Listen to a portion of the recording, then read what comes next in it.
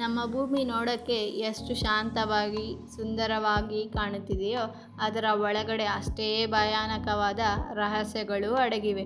ಯೋಚನೆ ಮಾಡಿ, ಒಂದು ಸುಂದರವಾದ ಪರ್ವತ ಹಠಾತ್ತಾಗಿ ಬುಸುಗುಡುತ್ತಾ ಬೆಂಕಿ ಮತ್ತು ಕೆಂಡವನ್ನು ಆಕಾಶಕ್ಕೆ ಉಗುಳಿದರೆ ಹೇಗಿರುತ್ತದೆ? ಹೌದು, ಇವತ್ತಿನ ವಿಡಿಯೋ ನಾವು ಭೂಮಿಯ ಅತ್ಯಂತ ಶಕ್ತಿಶಾಲಿ ಮತ್ತು ಭಯಾನಕ ರೂಪವಾದ ಜ್ವಾಲಾಮುಖಿ ಅಥವಾ ವಾಲ್ಕೇನೋ ಬಗ್ಗೆ ತಿಳಿದುಕೊಳ್ಳೋಣ ಸರಳವಾಗಿ. ಕೊನೆಯಲ್ಲಿ ನಮ್ಮ ಭಾರತದಲ್ಲೂ ಒಂದು ಜ್ವಾಲಾಮುಖಿ ಇದೆ. ಅದು ಎಲ್ಲಿದೆ ಅಂತ ಹೇಳ್ತೀನಿ, ಮಿಸ್ ಮಾಡದೆ ಪೂರ್ತಿ ವಿಡಿಯೋ ನೋಡಿ. Welcome back to my YouTube channel science facts with ಮೇಘನಾ. ಜ್ವಾಲಾಮುಖಿ ಎಂದರೇನು? ಜ್ವಾಲಾಮುಖಿ ಎಂದರೆ ಭೂಮಿಯ ಒಳಭಾಗದಲ್ಲಿ ಕರಗಿದ ಬಿಸಿ ಕಲ್ಲುಗಳು ಮಿಶ್ರಣವನ್ನು ಮ್ಯಾಗ್ಮಾ ಎಂದು ಕರೆಯುತ್ತಾರೆ. ಕೆಲವೊಮ್ಮೆ ಭೂಮಿಯ ಒಳಭಾಗದಲ್ಲಿ ಒತ್ತಡ ಹೆಚ್ಚಾಗುತ್ತದೆ. ಆಗ ಮ್ಯಾಗ್ಮಾ ಅನಿಲ ಮತ್ತು ಬೂದಿ ಭೂಮಿಯ ಮೇಲಕ್ಕೆ ಹೊರಬರುತ್ತದೆ. ಈ ಪ್ರಕ್ರಿಯೆಯನ್ನು ಜ್ವಾಲಾಮುಖಿ ಸ್ಫೋಟ ಎಂದು ಕರೆಯುತ್ತಾರೆ. ಭೂಮಿಯ ಮೇಲೆಗೆ ಬಂದ ನಂತರ ಮ್ಯಾಗ್ಮಾವನ್ನು ಲಾವಾ ಎಂದು ಕರೆಯುತ್ತಾರೆ. ಈ ಮ್ಯಾಗ್ಮಾ ಜೊತೆ ತುಂಬ ವಿಷಕಾರಿ ಅನಿಲಗಳು ಮತ್ತು ಹಬೆ ಕೂಡ ಇರುತ್ತದೆ. ಇದು ಹೇಗಿರುತ್ತೆ ಗೊತ್ತಾ? ನೀವು ಒಂದು ಸೋಡಾ ಬಾಟಲನ್ನು ಜೋರಾಗಿ ಅಲ್ಲಾಡಿಸಿ ಅದರ ಮುಚ್ಚಳವನ್ನು ಒಮ್ಮೆಲೆ ತೆಗೆದರೆ ಏನಾಗುತ್ತೆ?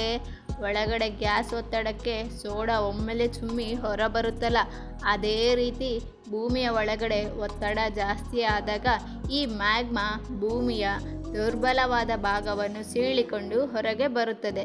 ಇದನ್ನೇ ನಾವು ಜ್ವಾಲಾಮುಖಿ ಸ್ಫೋಟ ಎನ್ನುತ್ತೇವೆ. ಜ್ವಾಲಾಮುಖಿ ಹೇಗೆ ಉಂಟಾಗುತ್ತವೆ ನಿಮಗೆ ಗೊತ್ತಾ? ನಮ್ಮ ಭೂಮಿಯ ಮೇಲಿನ ಪದರ ಒಂದೇ ಸಮವಾಗಿಲ್ಲ. ಒಂದು ದೊಡ್ಡ ಕಲ್ಲು, ಒಂದು ಚಿಕ್ಕ ಕಲ್ಲು ತುಂಡುಗಳಿಂದ ಮಾಡಲ್ಪಟ್ಟಿದೆ. ಇವುಗಳನ್ನು ಸೈನ್ಸ್ ಭಾಷೆಯಲ್ಲಿ ಟೆಕ್ನೋಪ್ಲೇಟ್ ಎಂದು ಕರೆಯುತ್ತಾರೆ. ಇವು ಭೂಮಿಯ ಒಳಗಡೆ ತುಂಬ ನಿಧಾನವಾಗಿ ಚಲಿಸುತ್ತಾ ಇರುತ್ತವೆ. ಈ ಪ್ಲೇಟುಗಳು ಚಲಿಸುವಾಗ ಎರಡು ಮುಖ್ಯ ಘಟನೆಗಳು ನಡೆಯುತ್ತವೆ. ಒಂದು, ಪ್ಲೇಟ್ ದೂರ ಸರಿದಾಗ. ಎರಡೂ ಪ್ಲೇಟುಗಳು ದೂರ ಸರಿದಾಗ ಮಧ್ಯದಲ್ಲಿ ಜಾಗ ಖಾಲಿಯಾಗುತ್ತದೆ. ಆಗ ಆ ಖಾಲಿಯಾಗಿರುವ ಜಾಗದಲ್ಲಿ ಮ್ಯಾಗ್ಮಾ ಸುಲಭವಾಗಿ ಮೇಲಕ್ಕೆ ಬರಬಹುದು. ಎರಡು, ಪ್ಲೇಟುಗಳು ಮುಖಾಮುಖಿ ಡಿಕ್ಕಿಯಾದಾಗ ಒಂದು ಪ್ಲೇಟ್ ಇನ್ನೊಂದರ ಕೆಳಗಡೆ ನುಗ್ಗುತ್ತದೆ. ಆಗ ಅಲ್ಲಿ ಅತಿಯಾದ ಶಾಖ ಉಂಟಾಗಿ ಕಲ್ಲು ಕರಗಿ ಜ್ವಾಲಾಮುಖಿ ಸೃಷ್ಟಿಯಾಗುತ್ತದೆ.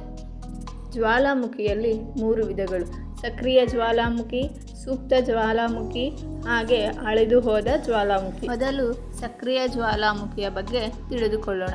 ಇವು ಸದಾ ಜಾಗೃತಿಯಾಗಿರುವ ಜ್ವಾಲಾಮುಖಿಗಳು, ಅಂದರೆ ಇವು ಇತ್ತೀಚೆಗೆ ಸ್ಫೋಟಗೊಂಡಿರುತ್ತವೆ ಅಥವಾ ಯಾವುದೇ ಕ್ಷಣದಲ್ಲಾದರೂ ಸ್ಫೋಟಗೊಳ್ಳಬಹುದು. ಎರಡನೆಯದು ಸುಪ್ತ ಜ್ವಾಲಾಮುಖಿ.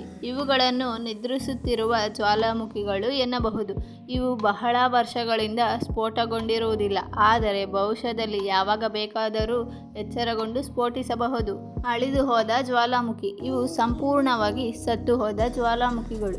ಇವು ಇತಿಹಾಸದಲ್ಲಿ ಒಮ್ಮೆ ಸ್ಫೋಟಗೊಂಡಿದ್ದವು, ಆದರೆ ಇನ್ಮುಂದೆ ಇವು ಎಂದಿಗೂ ಸ್ಫೋಟಗೊಳ್ಳಲು ಸಾಧ್ಯವೇ ಇಲ್ಲ. ಜ್ವಾಲಾಮುಖಿಯಿಂದ ಆಗುವ ಲಾಭ ಮತ್ತು ನಷ್ಟಗಳನ್ನು ನೋಡೋಣ. ಜ್ವಾಲಾಮುಖಿ ಸ್ಫೋಟಗೊಂಡಾಗ ಅದರ ಸುತ್ತಮುತ್ತಲಿನ ಹಳ್ಳಿಗಳು, ಕಾಡುಗಳು ನಾಶವಾಗುತ್ತವೆ. ಆದರೆ ಆಶ್ಚರ್ಯಕರ ವಿಷಯವೇನೆಂದರೆ ಜ್ವಾಲಾಮುಖಿಯಿಂದ ಪ್ರಕೃತಿಗೆ ಕೆಲವು ಅದ್ಭುತ ಲಾಭಗಳೂ ಇವೆ. ಫಲವತ್ತಾದ ಮಣ್ಣು, ಇಲ್ಲಿ ಬೆಳೆಗಳು ತುಂಬ ಚೆನ್ನಾಗಿ ಬೆಳೆಯುತ್ತವೆ. ಹೊಸ ದ್ವೀಪಗಳು ಸೃಷ್ಟಿ. ಸಮುದ್ರದ ಒಳಗಡೆ ಲಾವಾ ಹರಿದು ತಣ್ಣಗಾಗಿ ದೊಡ್ಡ ದ್ವೀಪಗಳೇ ಸೃಷ್ಟಿಯಾಗುತ್ತವೆ. ಇವತ್ತಿನ ಸುಂದರ ಪ್ರವಾಸಿ ತಾಣ ಹವಾಯಿ ದ್ವೀಪ ಹೀಗೆ ಸೃಷ್ಟಿಯಾಗಿದೆ. ಅಮೂಲ್ಯ ಖನಿಜಗಳು. ಜ್ವಾಲಾಮುಖಿ ಸ್ಫೋಟದಿಂದ ಭೂಮಿಯ ಆಳದಲ್ಲಿರುವ ವಜ್ರ, ಚಿನ್ನ ಮತ್ತು ಅನೇಕ ಪ್ರಮುಖ ಖನಿಜಗಳು ಮೇಲಕ್ಕೆ ಬರುತ್ತವೆ. ಈ ವಿಡಿಯೋ ಶುರುವಿನಲ್ಲಿ ನಾನು ಭಾರತದ ಜ್ವಾಲಾಮುಖಿ ಬಗ್ಗೆ ಹೇಳಿದ್ದೆ ಅಲ್ವಾ? ಹೌದು, ನಮ್ಮ ಭಾರತದ ದೇಶದಲ್ಲೂ ಒಂದು ಜೀವಂತ ಜ್ವಾಲಾಮುಖಿ ಇದೆ. ಅದು ಎಲ್ಲಿದೆ ಗೊತ್ತಾ? ನಮ್ಮ ಅಂಡಮಾನ್ ನಿಕೋಬಾರ್ ಅಲ್ಲಿ. Please do like, share and subscribe, and thank you for watching science facts with ಮೇಘನಾ.